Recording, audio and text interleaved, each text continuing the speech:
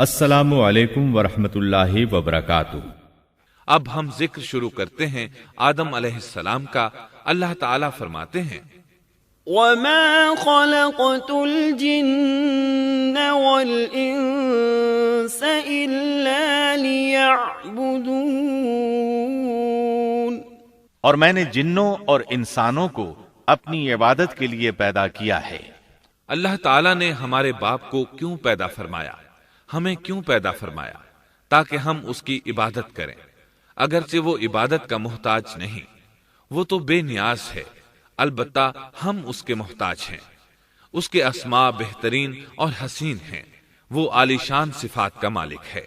اس نے اپنے ناموں کے آثار ظاہر کرنے کے لیے مخلوق کو پیدا فرمایا، رحمت کے آثار، قدرت کے آثار، جبر اور طاقت کے آثار اور حکمت کے آثار ظاہر کرنے کے لیے مخلوقات کو پیدا فرمایا، ورنہ وہ کسی چیز کا محتاج نہیں۔ آدم علیہ السلام کی تخلیق سے پہلے ہی اس بارے میں اللہ تعالیٰ کا فرشتوں سے مکالمہ ہوا۔ اللہ تعالیٰ نے فرمایا وَإِذْ قَالَ رَبُّكَ لِلْمَلَائِكَةِ إِنِّي جَاعِلٌ فِي الْأَرْضِ خَلِيفَةً، اور جب تیرے رب نے فرشتوں سے کہا میں زمین میں ایک خلیفہ بنانے والا ہوں۔ خلیفہ سے مراد ہے نائب، اور یہ کہ اس کی نسل میں سے ہر ایک دوسرے کا خلیفہ ہوگا۔ جبکہ سیدنا ابو بکر صدیق رضی اللہ عنہ نبی اکرم صلی اللہ علیہ وسلم کے خلیفہ ہوئے، سو اللہ نے ایک خلیفہ بنانے کا ارادہ فرمایا جو زمین میں حکومت کرے اور اس کو آباد کرے۔ چنانچہ اللہ تعالیٰ نے فرمایا هو أنشأكم من الأرض واستعمركم فيها، اللہ تعالیٰ نے تمہیں زمین سے پیدا کیا اور اسی نے اس زمین میں تمہیں بسایا ہے۔ اللہ تعالیٰ کا ارادہ ہوا کہ زمین کو آباد کروائے، جبکہ جن اس قابل نہیں تھے، کیونکہ ان میں اس قدر عقل و دانش نہیں تھی کہ زمین کو پر رونق اور سرسبز و شاداب رکھ سکیں۔ علماء جنات کے بارے میں کہتے ہیں ان کا سب سے بڑا عقل مند جن انسانوں کے 10 سالہ بچے کے برابر عقل رکھتا ہے، اس لیے زمین کو آباد کرنے کی صلاحیت اللہ تعالیٰ نے انسان کو بخشی۔ اللہ نے انسان کو بہترین ڈھانچے اور حسین ترین شکل و صورت سے نوازا، پھر اپنی روح اس میں پھونکی۔ فرشتوں نے اس سے سوال کیا قالوا أتجعل فيها من يفسد فيها ويسفك الدماء ونحن نسبح بحمدك ونقدس لك قال إني أعلم ما لا تعلمون۔ ایسی مخلوق کو کیوں پیدا کرتا ہے جو زمین میں فساد کرے اور خون بہائے، اور ہم تیری تسبیح، حمد اور پاکیزگی بیان کرتے ہیں۔ اس کے جواب میں اللہ نے فرمایا جو میں جانتا ہوں تم نہیں جانتے۔ دراصل فرشتوں نے کسی طرح معلوم کر لیا تھا کہ آدم کی اولاد زمین میں فساد کرے گی، خون ریزی کرے گی، لیکن انہوں نے یہ بات اعتراض کے طور پر نہیں کہی تھی، کیونکہ ایسا اعتراض تو گناہ ہے، اور فرشتے پلک جھپکنے کے برابر اللہ کی معصیت اور نافرمانی نہیں کرتے، جیسا کہ ارشاد ہوتا ہے بل عباد مکرمون لا يسبقونه بالقول وهم بأمره يعملون، بلکہ وہ تو نہایت معزز عبادت گزار ہیں، کسی بات میں اللہ پر پیش دستی اور سبقت نہیں کرتے، اور اس کے حکم پر عمل کرتے ہیں۔ اسی طرح ارشاد ہوتا ہے لا يعصون الله ما أمرهم ويفعلون ما يؤمرون، اللہ کے حکم کی نافرمانی نہیں کرتے، بلکہ جو حکم دیا جائے بجا لاتے ہیں۔ اس لیے فرشتوں کا یہ پوچھنا وضاحت طلبی کے لیے تھا۔ وہ تو انسان کے پیدا کرنے کی وجہ پوچھ رہے تھے۔ وہ زمین میں جنات کے اعمال اور کرتوت کا مشاہدہ کر چکے تھے، یعنی اللہ تعالیٰ نے انہیں پیدا کر کے اختیار دیا تو وہ فتنہ و فساد اور فسق و فجور میں مبتلا ہو گئے، اور اب ایک اور مخلوق زمین میں بسائی جا رہی تھی، تو اس بات کا امکان تھا کہ یہ مخلوق بھی ان کے نقش قدم پر چلے۔ اس لیے فرشتوں نے تعجب اور حیرت کی بنا پر یہ سوال کیا تھا، اور پوچھنے کا مقصد یہ تھا کہ کیا یہ بھی جنوں کی طرح ہوں گے؟ اس طرح انہیں یہ خدشہ لاحق ہوا کہ شاید ان سے اللہ کی عبادت میں کوتاہی یا کمی واقع ہوئی ہے، جس کی وجہ سے اللہ کو نئی مخلوق پیدا کرنا پڑی۔ اس لیے ان کی بات میں یہ بھی تھا کہ ہم تیری حمد اور ثنا بیان کرتے ہیں۔ بہرحال ان کے سوال کے دو مقصد تھے۔ کیا یہ جنوں کی طرح فساد کرنے والی قوم ہے؟ کیا ہم سے تیری عبادت میں کوتاہی ہوئی ہے؟ اس پر اللہ تعالیٰ نے فرمایا، جو میں جانتا ہوں وہ تم نہیں جانتے۔ اس موقع پر فرشتوں کے ذہنوں میں ایک اور بات بھی آئی۔ وہ آپس میں کہنے لگے کہ اللہ تعالیٰ جو بھی مخلوق پیدا کرے گا وہ ہم سے زیادہ معزز اور عالم نہیں ہو سکتی۔ یعنی جب فرشتوں نے باقی مخلوقات کا جائزہ لیا، مثلا آسمان، زمین، پہاڑ، جن، چوپایوں وغیرہ کا، تو انہوں نے سوچا یہ ہم سے زیادہ مرتبے والی نہیں ہے، لہذا یہ مخلوق بھی پیدا ہو رہی ہے تو یہ ہم سے زیادہ مرتبہ نہیں رکھتی۔ یہ ہمارا خاص مقام ہے کہ اللہ کی تسبیح میں مصروف ہیں، کفر سے محفوظ ہیں، ہر حکم بجا لاتے ہیں، اللہ کے تمام احکامات پورے کرتے ہیں، آسمان اور زمین میں اس کا حکم نافذ کرتے ہیں، اور اللہ کے نزدیک ہم سب سے زیادہ شرف والے ہیں۔ لہٰذا اگر یہ نئی مخلوق انسان بھی پیدا ہو جائے تو کیا ہوا، ہم سے زیادہ معزز اور علم والی تو نہیں ہوگی۔ بہرحال جب اللہ تعالیٰ نے آدم کو پیدا کیا تو زمین کی مٹی لانے کا حکم فرمایا، چنانچہ اللہ تعالیٰ کے پاس مٹی لائی گئی۔ امام ترمذی، ابن حبان اور امام احمد رحمت اللہ علیہ نے ایک حدیث بیان کی ہے جس کے الفاظ کچھ یوں ہیں: ان اللہ تعالی خلق آدم من قبضة قبضها من جميع الارض فجاء بنو آدم على قدر الارض فجاء منهم الأحمر والأبيض والأسود وبين ذلك والسهل والحزن والخبيث والطيب۔ اللہ تعالیٰ نے آدم علیہ السلام کو مٹی کی ایک مٹھی سے پیدا فرمایا۔ اس مٹی کو اللہ تعالیٰ نے پوری زمین سے اٹھوایا تھا۔ یہی وجہ ہے کہ آدم کی اولاد زمین کے لحاظ سے ہی ظہور پذیر ہوئی۔ بعض سرخ رنگ کے ہیں تو بعض سیاہ اور بعض سفید، اور کچھ اس کے درمیان میں ہیں۔ بعض نیک ہیں، بعض خبیث، اور کچھ پاکیزہ قسم کے ہیں۔ انسان کی تخلیق مٹی سے شروع ہوئی، اس مٹی کو پانی سے تر کیا گیا تو یہ تین بن گئی۔ اسی وجہ سے قرآن مجید کی بعض آیات میں تراب کا لفظ آیا ہے۔ تراب خشک مٹی کو کہتے ہیں، اور بعض آیات میں تین کا لفظ آیا ہے۔ تین تر اور بھیگی مٹی کو کہتے ہیں۔ اللہ تعالیٰ فرماتے ہیں خلقہ من تراب، یعنی آدم کو تراب سے پیدا کیا گیا۔ مٹی کی عام حالت کو تراب کہتے ہیں، اور فرمایا اذ قال ربك للملائكة انی خالق بشرا من طین۔ جب آپ کے رب نے فرشتوں سے کہا کہ میں مٹی سے بشر کو پیدا کرنے والا ہوں۔ جب اس مٹی کو پانی سے زیادہ بھگویا گیا تو وہ لیسدار ہونا شروع ہو گئی، اسی لیے اللہ تعالیٰ نے فرمایا انا خلقناهم من طین لازب۔ ہم نے انسان کو لیسدار اور چپکنے والی مٹی سے پیدا کیا۔ پھر اللہ تعالیٰ نے اپنے مبارک ہاتھوں سے انسان کا ڈھانچہ تیار کیا۔ اللہ نے فرمایا خلقت بیدی، میں نے اپنے دونوں ہاتھوں سے پیدا کیا۔ اللہ تعالیٰ نے انسان کی خلقت فرشتوں کے سپرد نہ کی، بلکہ بذات خود اسے تخلیق کے مراحل سے گزارا اور اپنے ہاتھوں سے اس کی تصویر کشی کی۔ اللہ نے انسان کو پہلے ایک مورتی کی صورت میں ڈھالا، اس کے بعد ایک مقررہ مدت تک چھوڑے رکھا، یہاں تک کہ گیلی مٹی خشک ہو گئی اور اس کا رنگ سیاہ ہو گیا، بدبو آنے لگی، پھر وہ کھنکھناتی مٹی میں بدل گئی اور آخر کار آگ پر پکی ہوئی مٹی یعنی فخار ٹھیکری کی صورت اختیار کر گئی، جس سے مٹکے وغیرہ تیار کیے جاتے ہیں۔ سیاہ مٹی کو ہما ان کہتے ہیں اور بدبودار کو مسنون کہتے ہیں، اور کھنکھنا کر بولنے والی مٹی کو سلسال کہتے ہیں، اور ٹھیکری کی طرح کی مٹی کو الفخار کہتے ہیں۔ مختلف آیات میں یہ الفاظ وارد ہوئے ہیں۔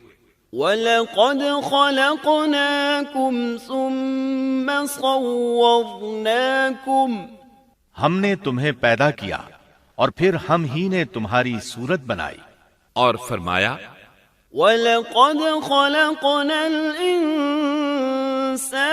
مِنْ صَلْصَالٍ مِنْ حَمَإٍ مَسْنُونٍ،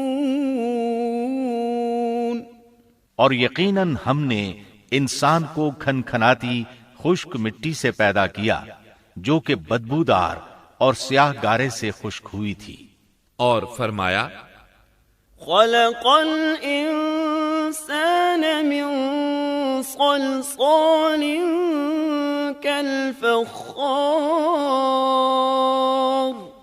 اللہ نے انسان کو کھنکھناتی مٹی سے پیدا کیا جو کہ ٹھیکری کی طرح تھی۔ ان تمام آیات کریمہ میں کوئی تناقض، تعارض اور اختلاف نہیں، اس لیے کہ ان مختلف آیات میں انسان کو اس کی تخلیق کے مختلف مراحل کی یاد دہانی کرائی گئی ہے۔ خلاصہ کلام یہ ہوا کہ تخلیق کے عمل کا پہلا مرحلہ تراب تھا، یعنی عام حالت والی خشک مٹی، پھر تین یعنی بھگوئی ہوئی مٹی، پھر لیسدار مٹی یعنی سلسال، پھر ٹھیکری کی طرح کی مٹی یعنی فخار، اور یہ کام جمعے کی آخری گھڑی میں کیا گیا، اور یہ دن اللہ کے لحاظ سے شمار ہونے والے دنوں میں سے ہمارے دنوں کی طرح نہ تھا، ہمارے اور اللہ کے دن مختلف ہیں۔ تخلیق آدم دراصل اللہ کا کرشمہ ہے، انسانوں کو ایک صورت عطا کی گئی۔ اس مرحلے کا تذکرہ بخاری اور مسند احمد کی ایک روایت میں ہے۔ خلق اللہ آدم وطوله 60 ذراعا فكل من يدخل الجنة على صورة آدم فلم يزل الخلق ينقص حتى الآن۔ اللہ نے آدم کو پیدا کیا اور ان کا قد 60 ہاتھ یا 60 میٹر لمبا تھا۔ تمام جنتی لوگ اس قد آدم کے ساتھ جنت میں داخل ہوں گے، اور اس وقت سے لے کر آج تک مخلوق کا قد کم ہوتا چلا آ رہا ہے۔ بعد والے لوگ گزشتہ زمانے کے لوگوں سے ہمیشہ چھوٹے قد کے ہوتے چلے آ رہے ہیں۔ بہرحال سب سے پہلے اور سب سے لمبے انسان آدم علیہ السلام تھے۔ امام احمد نے منفرد طور پر ایک روایت بیان کی ہے، اس میں رسول اکرم صلی اللہ علیہ وسلم نے آدم علیہ السلام کی لمبائی 60 ہاتھ یعنی 60 میٹر اور چوڑائی 7 ہاتھ بیان فرمائی ہے۔ سبحان اللہ! سیدنا آدم کس قدر ضخیم اور عظیم مخلوق تھے۔ صحیح مسلم اور مسند احمد کی روایت میں ہے، لما خلق الله آدم تركه ما شاء أن يدع فجعل إبليس يطيف به ينظر إليه فلما رآه أجوف عرف أنه خلق لا يتمالك۔ اللہ نے آدم کو پیدا کیا تو اسے اپنی منشا کے مطابق کچھ عرصہ ڈھانچے کی صورت میں چھوڑے رکھا۔ ابلیس اس کے ارد گرد چکر لگانے لگا۔ اس نے دیکھا کہ وہ پیٹ والا ہے۔ وہ سمجھ گیا کہ یہ مخلوق اپنے آپ پر کنٹرول نہیں کر سکے گی۔ اس حدیث سے معلوم ہوتا ہے کہ انسانوں کی طرح جنات کا پیٹ نہیں ہے، صرف انسان ایسا ہے جس کا اندر والا حصہ کھوکھلا ہے۔ بہرحال اللہ نے انسان کو اس شکل و صورت میں پیدا فرمایا۔ احادیث مبارکہ میں آدم علیہ السلام اور ابلیس ملعون کا قصہ تفصیل سے بھی موجود ہے اور مختصر بھی۔ مثلا تفسیر تبری میں سیدنا عبداللہ بن عباس رضی اللہ عنہما سے روایت ہے، اللہ تعالیٰ نے آدم علیہ السلام کی مٹی کا حکم دیا، مٹی لائی گئی۔ اللہ تعالیٰ نے آدم علیہ السلام کو لیسدار اور بدبودار سیاہ مٹی سے پیدا فرمایا، اور یہ کام اللہ نے اپنے مبارک ہاتھوں سے کیا۔ آدم 40 راتیں مجسمے کی صورت میں پڑے رہے، جسم موجود تھا لیکن روح نہیں تھی۔ ابلیس آتا، اس ڈھانچے کو ٹھوکر لگاتا تو جسم سے ایسی آواز نکلتی جیسے خالی مٹکے پر ہاتھ مارنے سے نکلتی ہے۔ اسی لیے اللہ نے بھی فرمایا ہے کہ وہ کھنکھناتی مٹی سے پیدا کیے گئے۔ آدم علیہ السلام میں روح ڈالنے سے پہلے ایک مرتبہ فرشتوں کا ان کے پاس سے گزر ہوا تو وہ کچھ گھبرا سے گئے۔ ابلیس کو تو بہت زیادہ گھبراہٹ کا سامنا کرنا پڑا۔ وہ گزرتے ہوئے ٹھوکر مارتا اور کہتا، تجھے کسی خاص مقصد کے لیے پیدا کیا گیا ہے۔ یہ کہہ کر وہ آدم کے منہ میں داخل ہو جاتا اور کمر کے راستے باہر آ جاتا اور فرشتوں سے مخاطب ہو کر کہتا، اس سے گھبرانے کی کوئی ضرورت نہیں۔ اگر مجھے اس پر مسلط کر دیا گیا تو میں یقیناً اسے ہلاکت میں ڈال دوں گا، اور اگر اسے مجھ پر مسلط کر دیا گیا تو بلا شبہ میں اس کی نافرمانی کروں گا۔ اندازہ کیجئے وہ تعجب کر رہا ہے کہ انہیں کیوں پیدا کیا گیا ہے۔ اس کی آدم علیہ السلام سے دشمنی کس قدر پرانی ہے، گویا ابتدا ہی سے یہ عداوت پر ڈٹ گیا تھا۔ بہرحال اللہ نے آدم میں روح پھونکی۔ اس مضمون کو قرآن مجید میں جا بجا ذکر کیا گیا ہے۔ اللہ تعالیٰ فرماتے ہیں، فَإِذَا سَوَّيْتُهُ وَنَفَخْتُ فِيهِ مِن رُّوحِي فَقَعُوا لَهُ سَاجِدِينَ۔ جب میں اس کو ٹھیک ٹھاک کر لوں اور اس میں اپنی روح پھونک دوں تو تم سب اس کے سامنے سجدے میں گر پڑنا۔ ایک اور جگہ فرمایا، إن مثل عيسى عند الله كمثل آدم خلقه من تراب ثم قال له كن فيكون۔ اللہ تعالیٰ کے نزدیک عیسیٰ علیہ السلام کی مثال ہو بہو آدم علیہ السلام کی مثال ہے۔ اللہ نے انہیں مٹی سے بنا کر کہا ہو جا، وہ ہو گئے۔ اللہ نے آدم علیہ السلام کو مٹی سے پیدا کیا، اپنے ہاتھوں سے بنایا، پھر اس میں روح پھونکی۔ اس کا مفصل بیان احادیث میں موجود ہے۔ جب ان میں روح پھونکی گئی اور ابتدا میں روح جیسے ہی سر کے اندر داخل ہوئی، آدم علیہ السلام کو چھینک آ گئی۔ فرشتوں نے آدم علیہ السلام سے کہا، الحمدللہ کہیے۔ انہوں نے کہہ دیا۔ اللہ کی اس تعریف کے جواب میں اللہ تعالیٰ نے فرمایا، رحمہ کا ربک، یعنی تجھ پر تیرا رب رحم فرمائے۔ سبحان اللہ، اللہ ذوالجلال والاکرام نے آدم علیہ السلام میں روح مکمل ہونے سے پہلے ہی انہیں اپنی رحمت سے سرفراز فرما دیا۔ بہرحال جب روح ان کی آنکھوں میں داخل ہوئی اور انہوں نے جنت کے پھلوں کو دیکھا تو ان میں غور و فکر کرنے لگے۔ جب روح پیٹ میں داخل ہوئی تو کھانے کی طلب محسوس ہوئی۔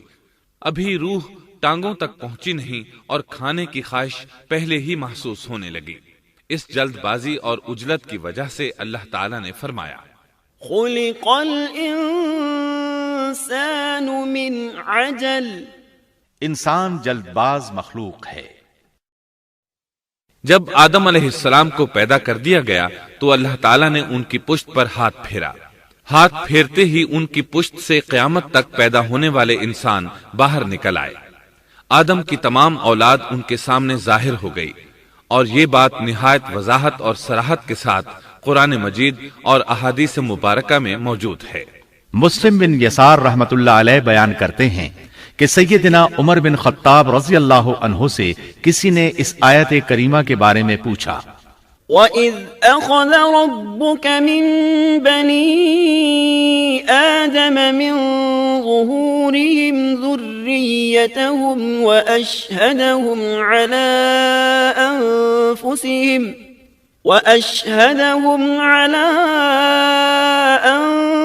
أَنفُسِهِمْ أَلَسْتُ بِرَبِّكُمْ قَالُوا بَلَىٰ شَهِدْنَا أَن تَقُولُوا يَوْمَ الْقِيَامَةِ إِنَّا كُنَّا عَنْ هَٰذَا غَافِلِينَ۔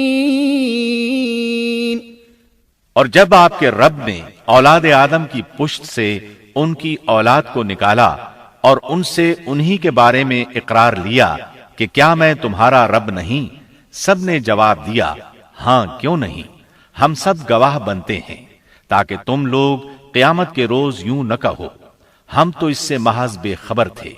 أو تقولوا إنما أشرك آباؤنا من قبل وكنا ذرية من بعدهم أفتهلكنا بما فعل المبطلون۔ یا یوں کہو کہ پہلے پہلے شرک تو ہمارے بڑوں نے کیا اور ہم ان کے بعد ان کی نسل میں ہوئے، لہذا کیا تو ان غلط راہ والوں کے فعل پر ہمیں ہلاکت میں ڈالے گا؟ سیدنا عمر رضی اللہ عنہ نے اس شخص کے سوال کے جواب میں فرمایا، میں نے سنا ہے کہ رسول اللہ صلی اللہ علیہ وسلم فرما رہے تھے، إن الله خلق آدم ثم مسح ظهره بيمينه فاستخرج منه ذرية فقال خلقت هؤلاء للجنة وبعمل أهل الجنة يعملون ثم مسح ظهره فاستخرج منه ذرية فقال خلقت هؤلاء للنار وبعمل أهل النار يعملون فقال الرجل ففيما العمل يا رسول الله؟ فقال رسول الله صلى الله عليه وسلم إن الله إذا خلق العبد للجنة استعمله بعمل أهل الجنة حتى يموت على عمل من أعمال أهل الجنة فيدخله الله الجنة، وإذا خلق العبد للنار استعمله بعمل أهل النار حتى يموت على عمل من أعمال أهل النار فيدخله الله النار۔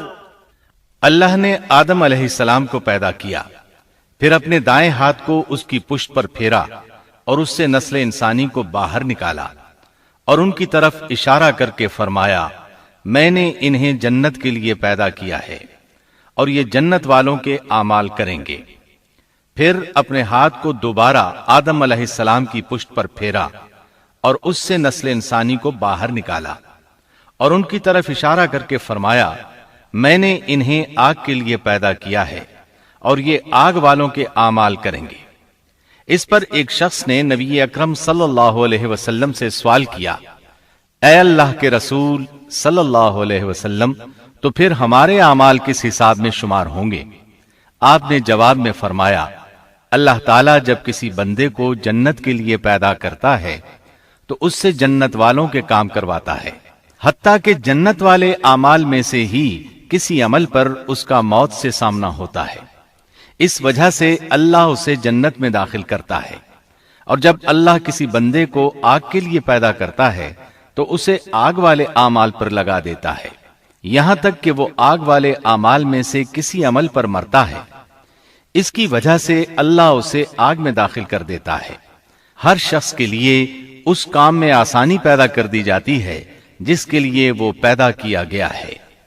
لیکن یہ بات ذہن میں ہر وقت موجود رہنی چاہیے کہ اللہ نے انسان کو اختیار دے رکھا ہے کہ وہ اپنی عقل اور فکر کی روشنی میں اللہ کے احکامات پر عمل پیرا ہو کر خود کو جنتی بنا لے، یا عقل کا درست استعمال نہ کرتے ہوئے شیطان کا پٹا گلے میں ڈال لے اور جہنم میں جگہ بنا لے۔ یہ تو اللہ نے انسان کو اختیار دے رکھا ہے، اس کی مرضی کہ جنت والے اعمال کرے یا جہنم والے۔ ہر انسان میں دونوں طرف جانے کی طاقت اور صلاحیت موجود ہے۔ اللہ نے انسان کو مجبور نہیں بنایا، البتہ ہر انسان کو جو بھی رویہ اختیار کرنا تھا اللہ کو اس کا علم تھا، اور اس کا علم برحق ہے، قطعی ہے، اس میں کوئی غلطی نہیں ہو سکتی، اس لیے اس نے اپنے علم کے مطابق تقدیر لکھ دی۔ اب ہم جو کچھ کرتے ہیں تقدیر سے مجبور ہو کر نہیں کرتے، بلکہ اپنے اختیار سے کرتے ہیں، اور چونکہ تقدیر بھی اللہ کے حکم سے لکھی گئی اس لیے اس میں بھی کوئی خطا واقع نہیں ہوتی، لہذا تقدیر کا یہ مطلب نہیں کہ انسان تقدیر کی بنا پر ہدایت ماننے یا نہ ماننے پر مجبور ہے، ایسی بات قطعاً نہیں۔ اور درست بات یہ ہے کہ تقدیر کا مسئلہ بہت زیادہ پیچیدہ ہے اور مشکل ترین مسائل میں سے ہے، یہاں اس کی تفصیل کا موقع نہیں۔ جب اللہ نے آدم علیہ السلام کو پیدا کر لیا اور اس میں اپنی روح پھونک دی تو فرشتوں کو حکم دیا کہ آدم کو سجدہ کریں۔ ابلیس ایک بہت نیک اور بزرگ جن تھا، اس نے کبھی اللہ کی نافرمانی نہیں کی تھی، اسی بنا پر وہ بلند مرتبہ پا کر فرشتوں میں شامل ہو چکا تھا، لیکن فرشتوں کی جنس سے قطعاً نہیں تھا۔ اللہ نے اسے اطاعت اور فرما برداری کا صلہ دیا تھا، اس کی عزت اور اکرام کرتے ہوئے آسمان میں بسایا تھا، لمحہ بھر کے لیے بھی اس نے اللہ کی نافرمانی نہیں کی تھی، اور پھر اللہ نے آدم کو سجدہ کرنے کا حکم دیا، اور اس حکم کے مخاطب فرشتے اور ابلیس تھے۔ صرف فرشتوں کے لیے یہ حکم نہیں تھا بلکہ ابلیس بھی اس حکم میں شامل تھا، کیونکہ اللہ تعالیٰ فرماتے ہیں وَلَقَدْ خَلَقْنَاكُمْ ثُمَّ صَوَّرْنَاكُمْ ثُمَّ قُلْنَا لِلْمَلَائِكَةِ اسْجُدُوا لِآدَمَ فَسَجَدُوا إِلَّا إِبْلِيسَ لَمْ يَكُنْ مِنَ السَّاجِدِينَ قَالَ مَا مَنَعَكَ أَلَّا تَسْجُدَ إِذْ أَمَرْتُكَ اور یقیناً ہم نے تمہیں پیدا کیا، پھر ہم ہی نے تمہاری صورت بنائی، پھر ہم نے فرشتوں سے کہا کہ آدم کو سجدہ کرو، تو سوائے ابلیس کے سبھی نے سجدہ کیا، وہ سجدہ کرنے والوں میں شامل نہ ہوا۔ اللہ تعالیٰ نے فرمایا تجھے کس چیز نے سجدے سے روک دیا جبکہ میرا حکم تیرے لیے بھی تھا؟ تو اس سے ثابت ہوا اس حکم میں فرشتوں کے ساتھ ابلیس بھی شامل تھا، کیونکہ قرآن میں اذ امرتک کے الفاظ ہیں۔ اس کا مطلب ہے کہ میں نے تجھے حکم دیا تھا، اور پھر ابلیس نے جواب میں یہ نہیں کہا کہ تو نے تو مجھے حکم ہی نہیں دیا تھا، بلکہ اس نے سجدہ نہ کرنے کی وجہ یہ بتائی۔ قال انا خير منه خلقتني من نار وخلقته من طين۔ اس نے کہا میں سجدہ کیوں کروں، میں اس سے بہتر ہوں، اس لیے کہ تو نے مجھے آگ سے پیدا کیا اور اسے مٹی سے۔ تو پھر کہا قال فاهبط منها، اللہ نے حکم دیا تو اس سے نیچے اتر جا۔ غرض جب ابلیس نے نافرمانی کی، سرکشی اور تکبر کا مظاہرہ کیا تو اس وقت اللہ تعالیٰ اور اس کے درمیان مکالمہ ہوا۔ اللہ نے اس کی سرکشی دیکھ کر اسے سزا دیتے ہوئے فرمایا قال فاهبط منها فما يكون لك أن تتكبر فيها فاخرج إنك من الصاغرين قال أنظرني إلى يوم يبعثون قال إنك من المنظرين قال فبما أغويتني لأقعدن لهم صراطك المستقيم ثم لآتينهم من بين أيديهم ومن خلفهم وعن أيمانهم وعن شمائلهم وَلَا تَجِدُ أَكْثَرَهُمْ شَاكِرِينَ۔ اس جنت سے اتر جا، تجھے کوئی حق حاصل نہیں کہ تو اس جنت میں رہ کر تکبر کرے۔ ابلیس نے جواب میں کہا مجھے قیامت کے دن تک مہلت دے دیجئے، یعنی اتنی لمبی عمر دے دیجئے کہ میں قیامت تک زندہ رہوں، موت نہ آئے۔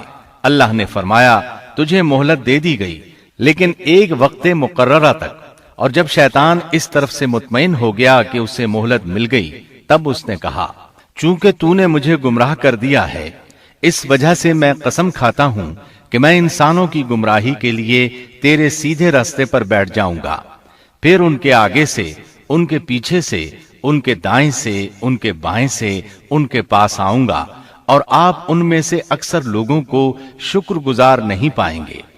اللہ تعالیٰ نے شیطان کا رد کرتے ہوئے فرمایا، یہاں سے ذلیل و خوار ہو کر نکل جا۔ ان میں سے جو شخص بھی تیرا حکم مانے گا میں ایسے تمام گمراہوں سے جہنم کو بھر دوں گا۔ جو انسان بھی تیرا پیروکار بنے گا وہ جہنم کا مستحق اور حقدار ٹھہرے گا۔ قرآن مجید میں دوسرے مقامات پر بھی اس گفتگو کو نئے پیرائے میں دہرایا گیا ہے۔ مثلاً اللہ نے فرمایا، وَلَقَدْ خَلَقْنَا الْإِنسَانَ مِنْ صَلْصَالٍ مِنْ حَمَإٍ مَسْنُونٍ وَالْجَانَّ خَلَقْنَاهُ مِنْ قَبْلُ مِنْ نَارِ السَّمُومِ وَإِذْ قَالَ رَبُّكَ لِلْمَلَائِكَةِ إِنِّي خَالِقٌ بَشَرًا مِّن صَلْصَالٍ مِّنْ حَمَإٍ مَّسْنُونٍ فَإِذَا سَوَّيْتُهُ وَنَفَخْتُ فِيهِ مِنْ رُوحِي فَقَعُوا لَهُ سَاجِدِينَ فسجد الملائكة كلهم أجمعون إلا إبليس أبى أن يكون مع الساجدين قال يا إبليس ما لك ألا تكون مع الساجدين قال لم أكن لأسجد لبشر خلقته من صلصال من حمأ مسنون قال فاخرج منها فإنك رجيم وَإِنَّ عَلَيْكَ اللَّعْنَةَ إِلَى يَوْمِ الدِّينِ یقیناً ہم نے انسان کو کھنکھناتی مٹی سے پیدا فرمایا ہے جو کہ سڑے ہوئے گارے کی تھی، اور اس سے پہلے ہم نے جنات کو لو والی آگ سے پیدا کیا، اور جب تیرے پروردگار نے فرشتوں سے فرمایا میں انسان کو سیاہ بدبودار کھنکھناتی مٹی سے پیدا کرنے والا ہوں، جب میں اسے پورا بنا چکوں اور اس میں اپنی روح پھونک دوں تو تم سب اس کے لیے سجدے میں گر پڑنا۔ چنانچہ تمام فرشتوں نے سجدہ کیا سوائے ابلیس کے، اس نے سجدہ کرنے والوں میں شمولیت اختیار کرنے سے صاف انکار کر دیا۔ اللہ تعالیٰ نے فرمایا اے ابلیس تجھے کیا ہوا کہ تو سجدہ کرنے والوں میں شامل نہ ہوا؟ وہ بولا میں ایسے انسان کو سجدہ نہیں کر سکتا جسے تو نے سیاہ بدبودار کھنکھناتی مٹی سے پیدا کیا ہے۔ اللہ تعالیٰ نے فرمایا اب تو بہشت سے نکل جا کیونکہ تو مردود ہے اور تجھ پر قیامت کے دن تک میری پھٹکار ہے۔ قال رب فأنظرني إلى يوم يبعثون قال فإنك من المنظرين إلى يوم الوقت المعلوم قال رب بما أغويتني لأزينن لهم في الأرض ولأغوينهم أجمعين إلا عبادك منهم المخلصين قال هذا صراط علي مستقيم إن عبادي ليس لك عليهم سلطان إلا من اتبعك من الغاوين وَإِنَّ جَهَنَّمَ لَمَوْعِدُهُمْ أَجْمَعِينَ کہنے لگا اے میرے رب مجھے اس دن تک مہلت دے دے جس دن کے لوگ دوبارہ زندہ کیے جائیں گے۔ اللہ نے فرمایا اچھا اس مقررہ وقت کے دن تک تجھے مہلت دی گئی۔ کہنے لگا اے میرے رب، چونکہ تو نے مجھے گمراہ کیا ہے، مجھے بھی قسم ہے کہ میں انسانوں کے لیے زمین میں گناہوں کو خوشنما بناؤں گا اور ان سب کو بہکا دوں گا، سوائے ان کے جو تیرے منتخب اور مخلص بندے ہوں گے، وہ میرے بہکاوے میں نہیں آئیں گے۔ اللہ نے فرمایا ہاں یہی مجھ تک پہنچنے کی سیدھی راہ ہے کہ مخلص بن جاؤ، میرے بندوں پر تجھے کوئی غلبہ نہیں ہوگا، البتہ جو گمراہ لوگ تیری پیروی کریں گے یقیناً ان کے وعدے کی جگہ جہنم ہے۔ ایک اور مقام پر اللہ تعالیٰ فرماتے ہیں وَإِذْ قُلْنَا لِلْمَلَائِكَةِ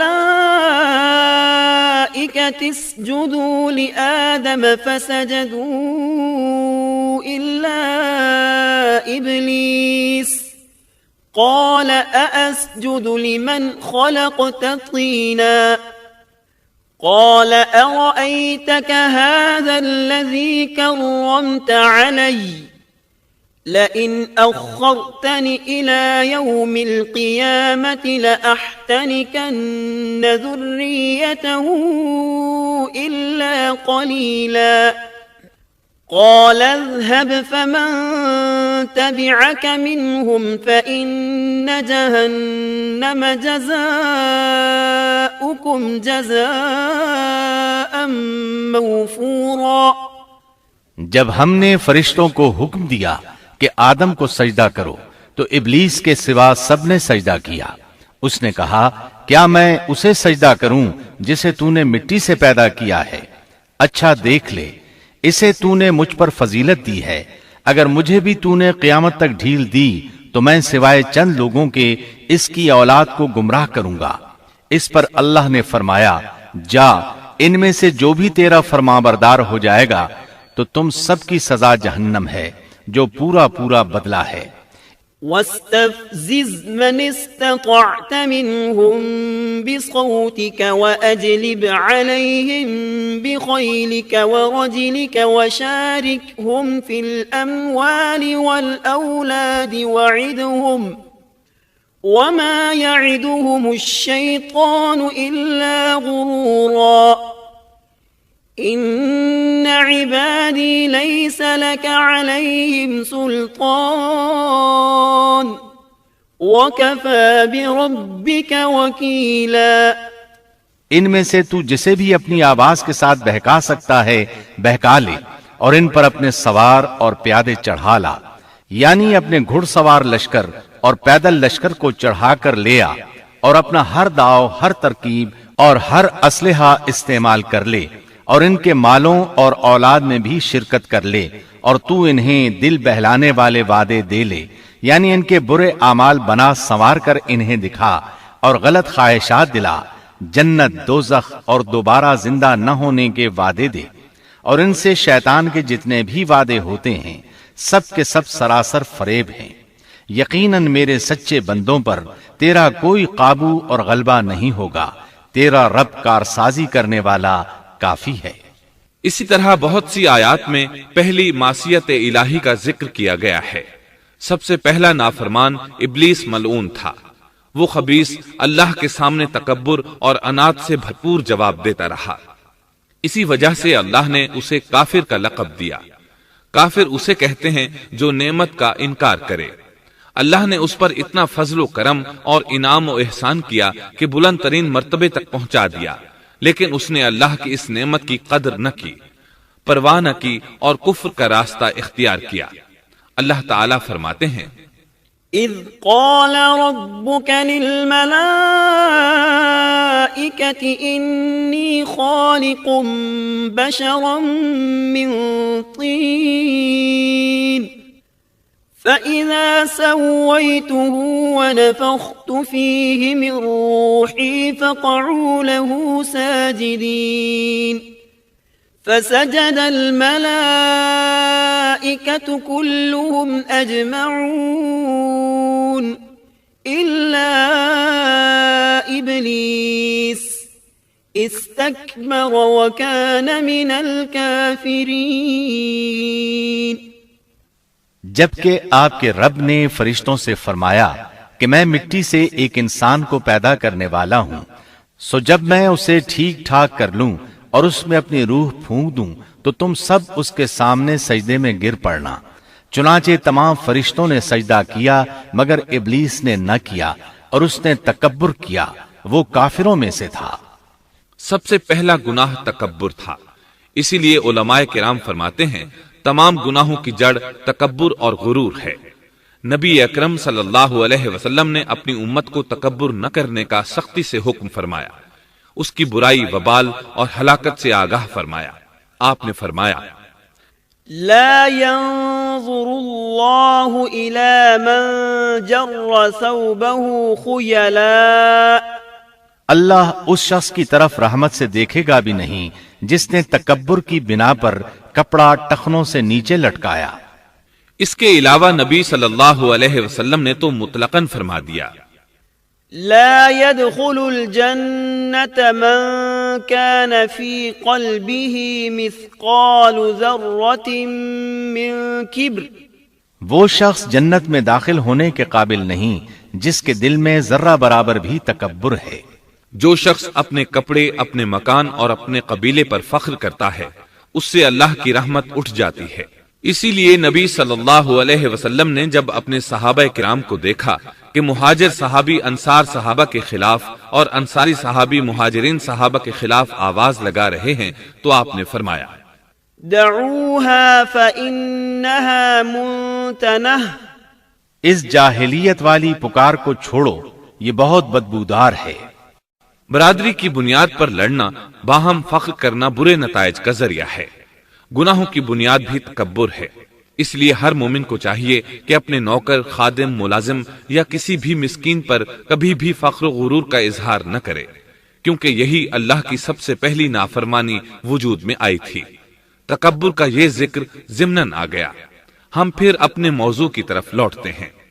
اللہ نے آدم علیہ السلام کو پیدا کیا اور انہیں عالم بنا کر ہی تخلیق کیا، یعنی جب وہ پیدا ہوئے تو جاہل نہیں تھے۔ اللہ نے آدم علیہ السلام کو فرشتوں سے بھی بڑا عالم بنا کر پیدا فرمایا۔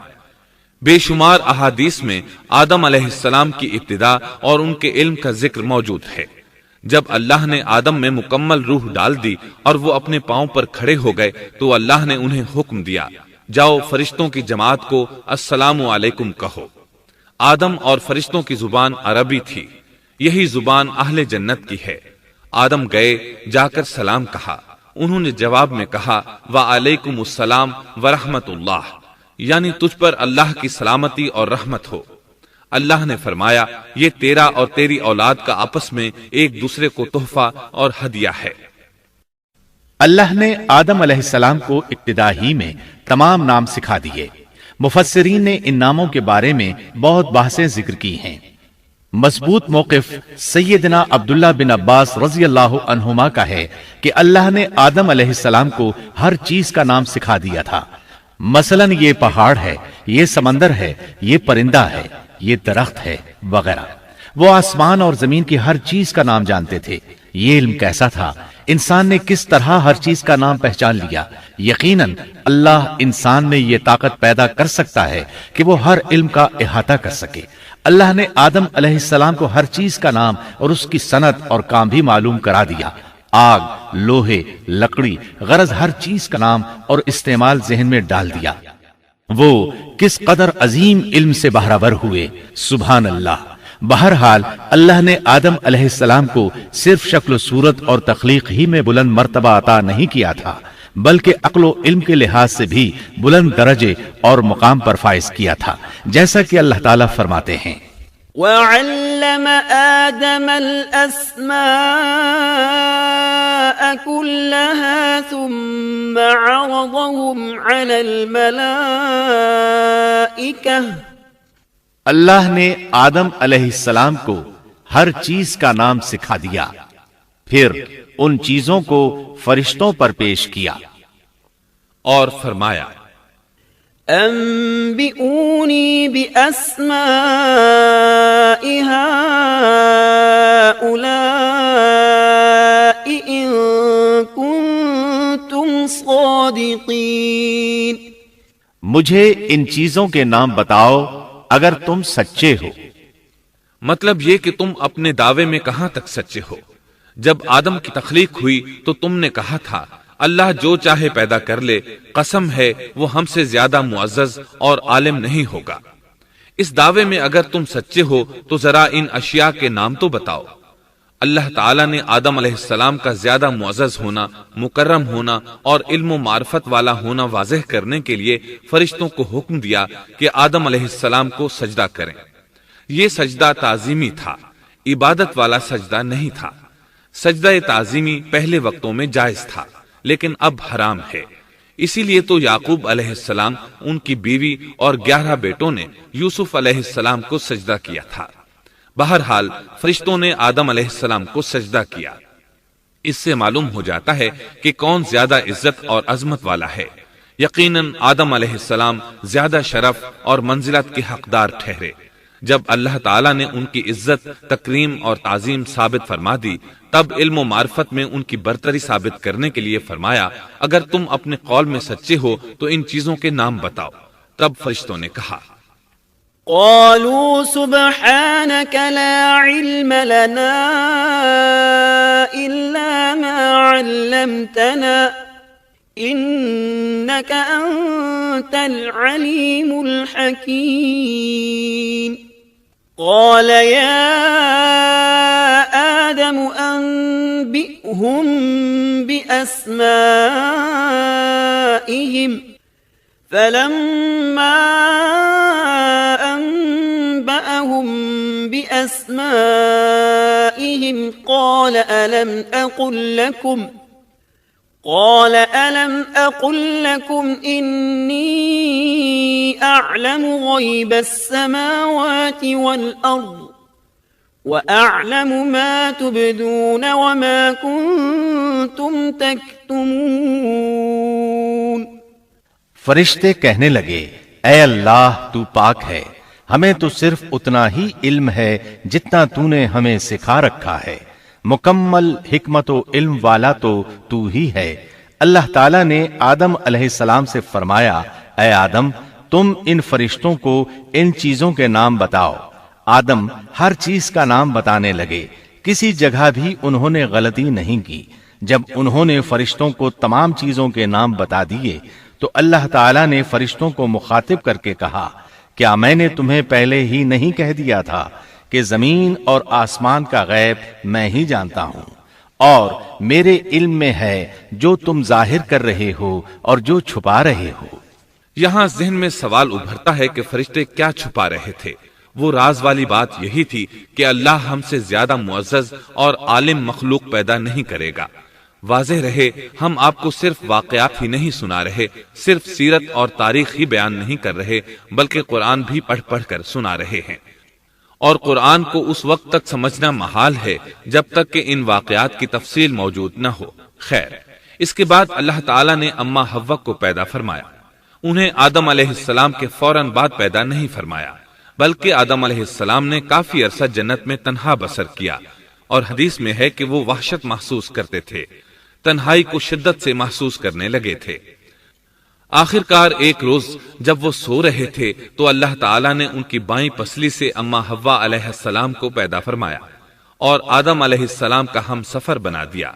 اللہ فرماتے ہیں یا ایھا الناس اتقوا ربکم الذی خلقکم من نفس واحدة وخلق منها زوجها۔ اے لوگو اپنے اس پروردگار سے ڈر جاؤ جس نے تم سب کو ایک ہی جان سے پیدا کر ڈالا اور اس جان یعنی آدم علیہ السلام سے ان کی بیوی کو پیدا کیا۔ آدم علیہ السلام کے وجود ہی سے حوا کا وجود بنایا گیا، وہ کوئی الگ مخلوق نہیں تھی۔ جب آدم علیہ السلام بیدار ہوئے تو انہوں نے اپنے قریب ایک عورت کو بیٹھے دیکھا، پوچھنے لگے تم کون ہو؟ حوا علیہ السلام نے کہا عورت۔ آدم علیہ السلام نے پھر پوچھا تجھے کس لیے پیدا کیا گیا ہے؟ وہ بولی آپ کے لیے، تاکہ آپ مجھ سے سکون اور انس حاصل کریں۔ جب فرشتوں نے آدم علیہ السلام کو ایک عورت سے باتیں کرتے دیکھا تو کہنے لگے اب ایک اور نئی مخلوق پیدا کی گئی ہے۔ آدم علیہ السلام نے ان مخلوقات کا نام تو بتا دیا تھا جو مشہور و معروف تھیں، ان کا نام پوچھنا چاہیے۔ انہوں نے آدم علیہ السلام سے سوال کیا، انہوں نے فوراً جواب دیا حوا، اس لیے کہ اللہ نے تو آپ کو ہر چیز کا نام سکھا دیا تھا۔ فرشتوں نے کہا ان کا نام حوا کیوں رکھا گیا ہے؟ آدم علیہ السلام نے جواب دیا اس لیے کہ اسے ایک زندہ چیز سے پیدا کیا گیا ہے، حیات کی نسبت سے حوا نام رکھا گیا۔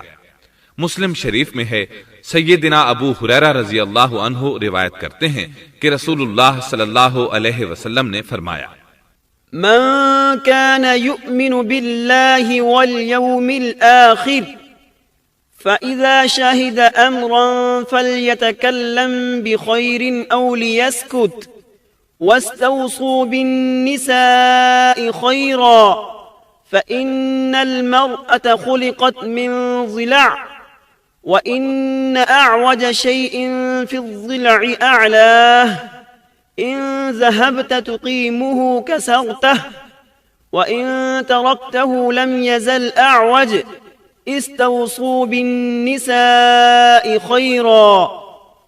جو شخص اللہ اور آخرت کے دن پر ایمان رکھتا ہے، جب وہ کسی معاملے کے لیے حاضر ہو تو بھلائی والی بات کرے یا خاموش رہے، اور عورتوں کے بارے میں بھلائی کی وصیت حاصل کر لو، یعنی ان کے ساتھ اچھا سلوک کرو، کیونکہ عورت پسلی سے پیدا کی گئی ہے اور پسلی میں زیادہ ٹیڑھا حصہ اوپر والا حصہ ہوتا ہے۔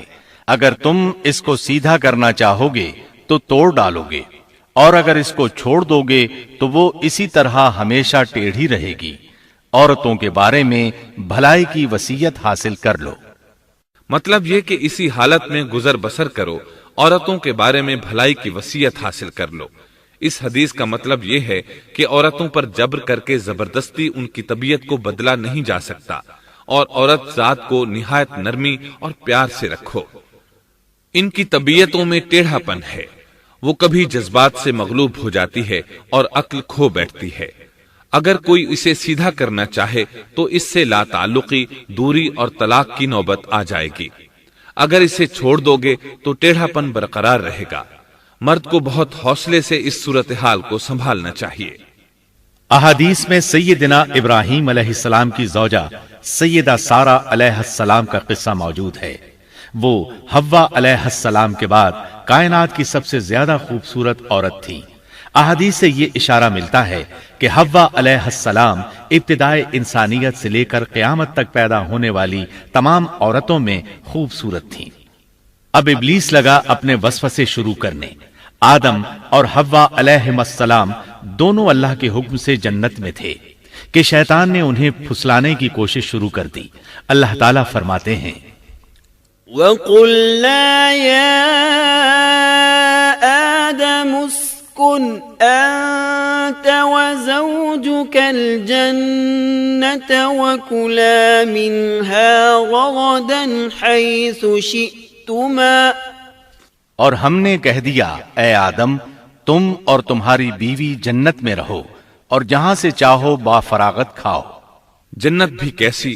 اللہ فرماتے ہیں، وَجَنَّةٍ عَرْضُهَا السَّمَاوَاتُ وَالْأَرْضُ، وہ جنت کہ جس کی چوڑائی ہی آسمانوں اور زمین کے برابر ہے۔ سو اس جنت میں سے جو چاہو سو کھاؤ، کچھ بھی منع نہیں سوائے ایک درخت کے، چنانچہ ارشاد ہوا، وَقُلْنَا يَا آدَمُ اسْكُنْ أَنْتَ وَزَوْجُكَ الْجَنَّةَ وَكُلَا مِنْهَا رَغَدًا حَيْثُ شِئْتُمَا وَلَا تَقْرَبَا هَذِهِ الشَّجَرَةَ فَتَكُونَا مِنَ الظَّالِمِينَ۔ اور ہم نے کہا اے آدم، تم اور تمہاری بیوی جنت میں رہو، پھر جس جگہ سے چاہو با فراغت کھاؤ، اور اس درخت کے پاس مت جاؤ ورنہ ظالموں میں سے ہو جاؤ گے۔ ایک اور جگہ فرمایا، وَإِذْ قُلْنَا لِلْمَلَائِكَةِ اسْجُدُوا لِآدَمَ فَسَجَدُوا إِلَّا إِبْلِيسَ إبليس أبى فقلنا يا آدم إن هذا عدو لك ولزوجك فلا يخرجنكما من الجنة فتشقى إن لك ألا تجوع فيها ولا تعرى وأنك لا تظمأ فيها ولا تضحى۔ اور جب ہم نے فرشتوں سے کہا کہ آدم کو سجدہ کرو تو ابلیس کے سوا سب نے سجدہ کیا۔ ابلیس نے انکار کیا تو ہم نے کہا اے آدم یہ تیرا اور تیری بیوی کا دشمن ہے، خیال رکھنا ایسا نہ ہو کہ وہ تم دونوں کو جنت سے نکلوا دے اور تو مصیبت میں پڑ جائے۔ یہاں تو تجھے آرام ہے، نہ تو بھوکا ہے اور نہ ننگا، اور نہ تو یہاں پیاسا ہوتا ہے، نہ دھوپ سے تکلیف اٹھاتا ہے۔ گویا اللہ نے سیدنا آدم علیہ السلام کو وسوسے سے پہلے ہی خبردار کر دیا تھا۔ ان آیات سے یہ بھی پتا چلا کہ انسان سے ابلیس کی عداوت اور دشمنی ابتدا ہی سے چلی آ رہی ہے، اور یہ بھی ثابت ہوا کہ جو لوگ کہتے ہیں کہ انسان ابتدا میں ننگا تھا ان کا قول صحیح نہیں، اس لیے کہ اللہ تعالیٰ نے جنت میں بھی آدم علیہ السلام پر لباس رکھا اور زمین میں بھی لباس نازل کر دیا، جیسا کہ اللہ تعالیٰ فرماتے ہیں يا بني آدم قد أنزلنا عليكم لباسا يواري سوآتكم وريشا ولباس التقوى ذلك خير۔